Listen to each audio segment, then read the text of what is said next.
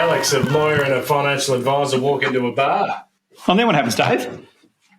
Well, the question comes out, which we like, lawyers and their risk management strategies.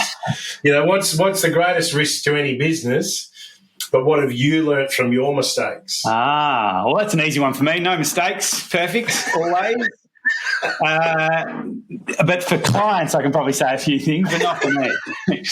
The biggest risk in business and what have I learnt from my mistakes? Oh, that's a great topic. I've got a few stories about that. I assume, you've been in business for a while. You'd have some stories about that, wouldn't you?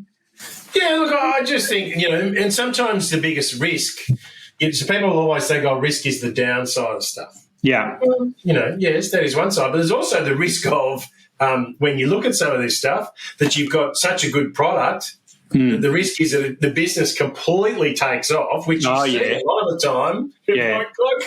It's like I can't hang on to it. It's just it just goes crazy, which can also put you into some other risk strategies around how do you go up. So I just think part of that is trying to find that balance between the up and the downside. Yeah. I do think probably one of the biggest risks in any business is always your people. Yeah. What, your people ripping you off or your people running off with your customers? More just, people have different personalities. Oh, you're having a dispute? When you're smaller, you can be a bit very, we're all a family and everything ticks along and everyone kind of talks. But, as it gets bigger and you're starting to employ more people, all of a sudden it's like, but, Mary doesn't know what Peter thinks. But Darren over there doesn't know what Greg thinks, who might be working remotely. But so all of a sudden some of those risks can be. Yeah, well, everyone's not in the office together. They're all doing their own thing at home. Yeah. Can I tell you, when I went to, the company directors course, the Australian Institute of Company Directors offers a directors course for directors and officers, and I went and did that to try and get, learn a bit about management. And the one thing that really came out of that I learned is that the biggest risk to small businesses is the owner, the owner themselves, right? They're the risk that normally the big issue, the problem in governance for small businesses is that the owner throws their weight around and does whatever they want because they can, because they're the owner, whether they're the only owner or they're the main owner, whatever, or the chairman or the son of the owner, maybe the dad's stepped back and now the son's running it, just a stereotype.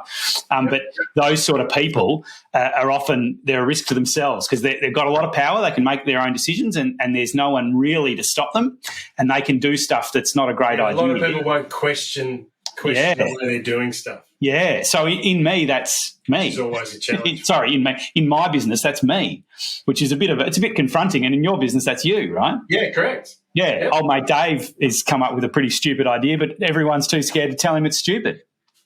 Correct. And then I think part of one of the other risks around business is a lack of communication.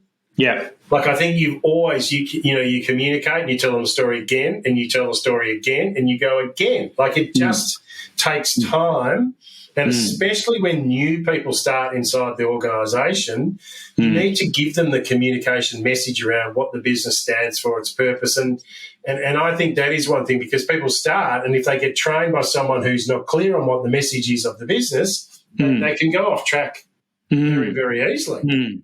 But I think that's wise advice in life, even beyond what's your biggest risk in business. But communicate. If there's a skill that you need in your life to have a happy life, communication's it, right? Yep. That's it, full stop, right? If you're a good communicator, maybe, and if you're emotionally aware, if you're a good communicator and you're emotionally aware, you're going to be king of the world, right? You're going to be happy, right? Because I think no matter what, it doesn't matter how good a lawyer you are or finance person you are or accountant you are or manufacturer or whatever, if you can't communicate, with your customers, then you're stuffed. And, if you can't communicate with your personal partner, you're stuffed. If you can't communicate with your children, you're stuffed. You know what I mean? That's the skill, right? This is, so to all the listeners out there with teenage children. No one can communicate with a teenager. Let me tell you, that's a beauty. You ask them to communicate to someone. Can't I message them on a text or just email them? No, I want you to ring and talk to them or go and meet someone. That's a really interesting one, because that I think from an art of communication, how you approach part of that can also be, because it can be the personality of the business. And if people don't want to use their voice to talk to people and they just want to push everything out as a message, that's also a real risk. Yeah. Well, I mean, we have trouble. The written word sometimes can be misinterpreted. Yeah. Well, that's an issue with. In law firms, I think, for legal advice, we love to put things in writing. Lawyers love that, and we love to send emails. Yeah, you charge by the because we can charge more. If you explain it to you, then we can send you a letter saying the same thing, and you got to read it twice. But I mean, there's some good reasons for putting things in writing, but it can be misunderstood. People don't read long bits of text anymore. People read dot points, and so an email with a bunch of dot points in is just a follow up for a verbal communication. I think unless you've spoken to someone, you've got to assume they don't understand what you're talking about. Yeah. But in terms of biggest risks for business, I think you've hit the nail on the head in terms of communication.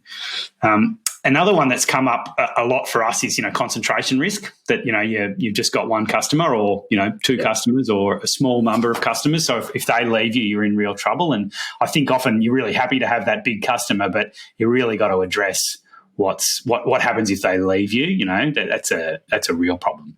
Yeah, but that can also be, say with one customer leaving, it can also be one of your key people inside your organisation. Yeah. And that's something you can actually get insured for. You can have what they call key man risk, but a bit old-fashioned, the terminology, but, you can have an insurance policy that pays you out if somebody leaves. When I was the CEO of a company before I started Taurus, and we had an insurance policy on me. So if I left or got hit by a bus or whatever, they'd get a bunch of money, which would then allow them enough time to hire a new person. Yeah, which would have been, of course, impossible to replace. Clearly, had to get like $1 billion insurance policy. Yeah. I mean, oh my God, that made me feel very important. But they can insure against key man risk, which is probably not a bad thing in some cases anyway. Yeah, and I just think that's probably more across when you start to look at multiple owners. Is one more important than the other? One might hold more equity or a bigger balance sheet that sits for the business and those sorts of issues. So if we then turn around and say, okay, we recognise there's a range of risks inside a business, but what have you kind of learnt from your own mistakes, in getting business up and running? Good question. So there's two things I think that really stand out to me from my experience. One is I think I didn't look long-term enough. I had a plan, but really, obviously I had a long-term plan, which was sort of a dream. but I was, obviously when I started the business, I had a mortgage to pay. I had to get an income very quickly. And I had one client, right? I started Taurus with one client, and at the moment we might have had 700 or 800 clients, right? So that's a success, but I had one client and I was worried about, paying the bills the next few months. So I was really thinking about, what I can do to generate revenue now. And I think I wasn't thinking, what do I need to do that might generate revenue or new clients or better clients or more impact in the market, in 2, 3, 5 years. And that's the reality is, some things take, I've got a client now that's a fantastic client that I, first met 5 years ago and we didn't do any business together until recently. We've seen each other a few times, and to get the really good quality clients and have the serious impact in the market, you need to take that long-term view. And I think I was too worried about where my next dollar was coming from to pay my mortgage, which is important too. But I think if you're building a business, it's at least a 5-year, probably a 20-year thing. And so it's that 10-year overnight success. Yeah, that's right. Yeah. How did you become an overnight success? You go, well, I worked on it for 10 years. Look at all that success of that individual. Look at that. It's like, they've been grinding away. Yeah. Well, that's us. I've been running this company for over 7 years, and people are going, oh, wow, you've done this. Isn't that great? And I said, well, I've been trying to do that for 6 years. I've finally done it, one thing.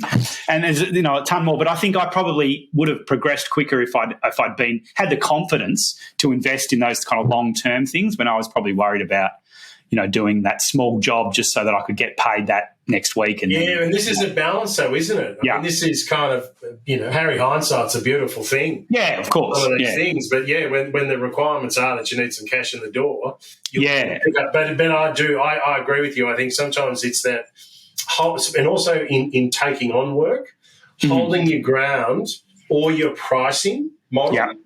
Yeah. That would be one of my biggest things around it, is that be confident in your pricing and hold it. People will, it wouldn't matter who it is. Any time you get offered something, I always go, that's so expensive. Yeah, sticker shock, right? Because you just, and then you sort of ask for this and do a bit of this, and there's a bit of a dance, and sometimes, well, there's nothing. I say, okay, well, if you really want it, you'll take it. But don't, just because someone bounces or pushes back on your price that you've put forward to them, doesn't mean you have to actually give in. Yeah, absolutely. It's being really confident in your pricing schedule. Yeah. I think, if you remodel your bathroom, or you want to build a house, or you want to buy a new car, or whatever it is, you never go, oh, that was really cheap. Yeah. You always say that was terribly expensive. That's the answer to everything. So that if your clients are telling you you're expensive, that's not necessarily a bad thing. But you've got to understand what is driving your prices and what your value is and how that compares to the market and all that. And if you've done all of that research and it all stacks up well, then be confident. I totally agree. I think I've had some clients who started up, mum and dad type operations, and they've grown, and their mum and dad operations, they were underpricing for a long time, and they were working their guts out for nothing, and actually ended up in a worse place in the market because they ended up with poorer clients who are more demanding. Customers who are more demanding and who don't want to pay. And then if you do put a price increase, they go, oh, well, I've only been paying X for the last 3 years. How come you've put a 40% price increase through? Because you've probably been undercharged for the last 2 years. Yeah. I've got actually a client they run hairdressing. They've got a few hairdressing studios or whatever they're called. Probably should know.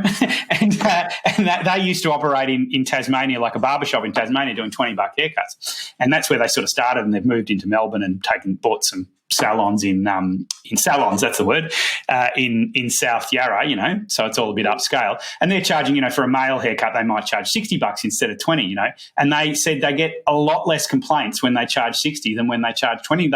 When they're charging 20, people were wanting it for 15, but the sort of person sort of bloke who spends $60 on a haircut doesn't complain, whereas the sort of bloke who spends 20 does. That's their experience, so they're charging, triple what they were charging before and getting less complaints. So, obviously they've got to pay for the South Yarra rent instead of the Tasmania rent or whatever, which might be different. But, they're just saying that in that section in the market, they're a lot happier. And in fact, the fellow who runs it is is pretty progressive kind of guy, and he sort of feels a lot more at home in South Yarra than he did in sort of Tassie. Yeah, that's right. So he feels like he gets less grief and more accepted, for his life than he does elsewhere. So it was just interesting, and I think he was undervaluing himself and underpricing himself and the brand, and he's moved up. And so I think if you can get that right early, but it's pretty hard when you're a small business and someone says, I'd like you to work for me, and you say it'll be this much, and they say it's too expensive, and you go, oh, okay, well, I won't do it then. Normally you go, oh, okay, I'll do it for whatever. You're just so desperate for the work. So it's easy to say with Harry Hindsight. Great. And this is what I say, part of it. But also I think that's where part of it, when we start to, so for the topic for today is what's the greatest risk to any business, and what you and I learned through the mistakes that we've made along the way. And one of the things that I think is really important is to actually get a third party sometimes discussing ideas with you. Yeah. And I think sometimes it's always hard. It's a bit like, the personal trainer or some other life coaches, which people go, oh, that's ridiculous. Why do you? But sometimes they just, you can verbalise some of your thoughts. Yeah. They may have seen something that's a similar situation, or you've just got a complete blind spot in the way that you look at things. Oh, yeah. And they just have that fresh set of eyes. And I think that's also with business. And that can be, family or a friend, or, you have a third party. You go to either your lawyer or your accountant or your financial advisor and say, what do you think? And it can just be a topic of a conversation. And sometimes as you talk through it, other ideas come up. But when it spins in your head and you get stuck to anyone.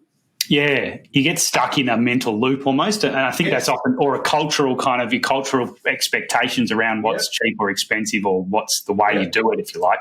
I'm a big fan of coaches, and I know it does sound a bit wanky, but we've got some clients who are absolutely fantastic coaches. If anyone is listening and wants a good business coach, I can recommend some award-winning coaches who we act for. But putting that aside, Pete Sampras has a coach. You know what I mean? You can be the best footballer in the world has a coach. The best everything has a coach, and they don't have to be better than you. Classic. Yeah. She had a skills coach, but she also had Ben Crowe as the mental coach.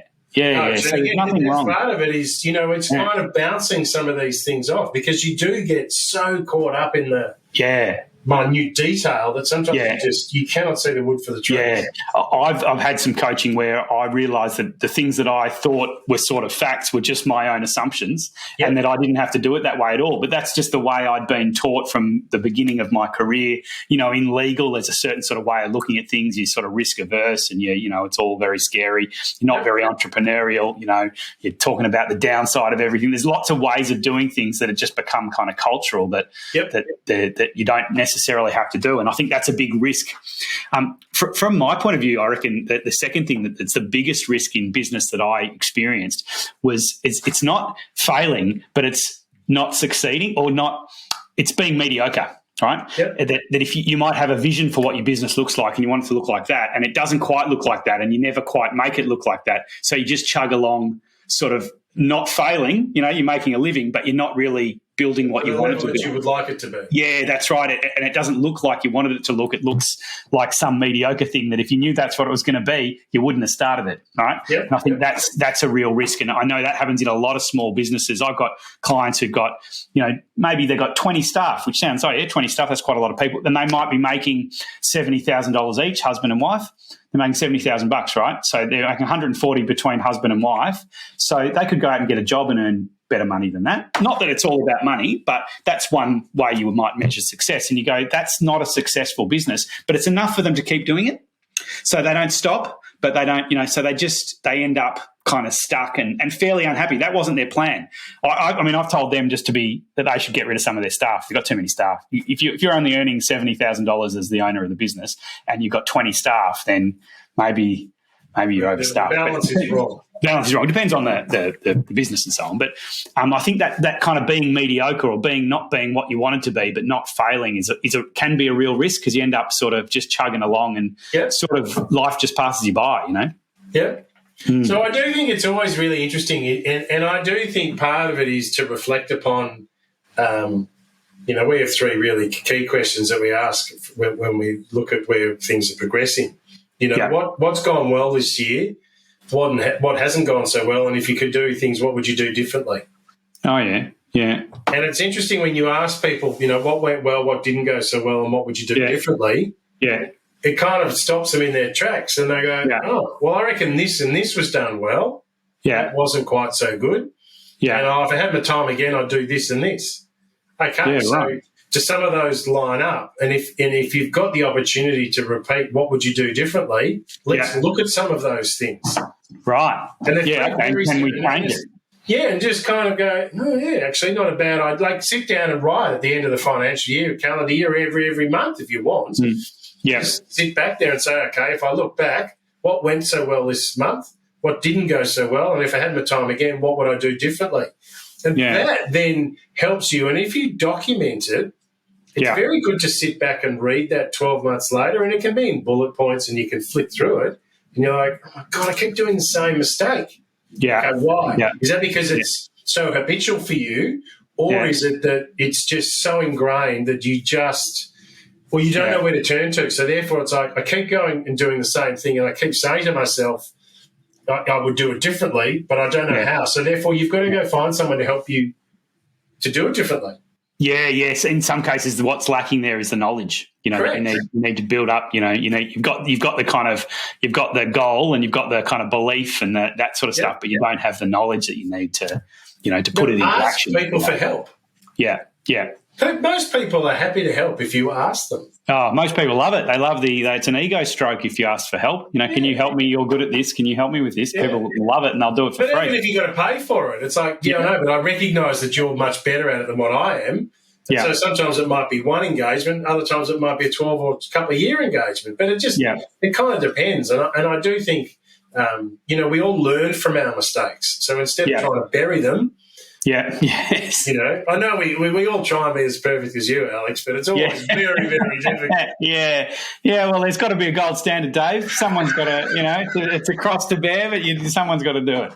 They're broad shoulders. You carry the whole thing. So again, I think when we talk about the greatest risk to any business and what lessons have we learned, just to kind of wrap it up, what are your sort of final points? Well, I guess I think it's interesting that in the discussion came up pricing, that that getting your pricing wrong is, I think, a really big one. I hadn't thought of that. I think you raised that, and I certainly would agree that pricing's a big thing. I think the usual things that you've got to be careful about having a broad customer base and having the key man insurance or making sure you're not too reliant on somebody, and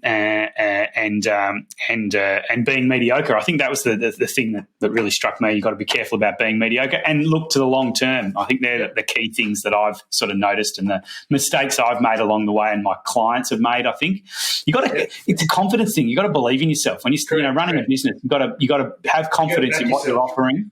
Do your research and then price it correctly, and then back yourself that it's going to work, and believe in what you're doing, because confidence leads to sort of success. But even if, and I agree with you from the confidence point of view, but even if you progress forward and it doesn't work, this is where those questions come back in to look at it and go, okay, what went well, what didn't go so well, and what did we learn from that? Yeah. Oh, so then do I need to tweak a little bit to the left or a little bit to the right, or do I need to take 3 steps back to then restart? That's what business is all about to me. Yeah, you don't absolutely. just keep motoring on and hoping that for the best. I mean, if there's no point in driving in a direction if you're going in the wrong direction.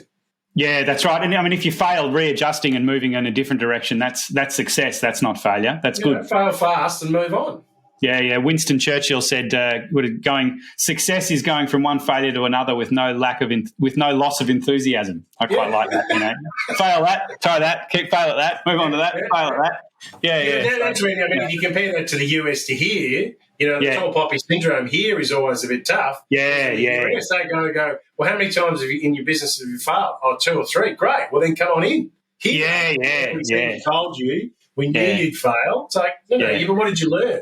Yeah. I think a lot of very successful people have failed several times in different businesses along the way. And they learn through what not to do. And so they move on to the next thing. Yeah. All right, good one, Dave. Thank you. That was very helpful. All right. Well, until next time, everyone, enjoy, and we will talk to you shortly. See you later.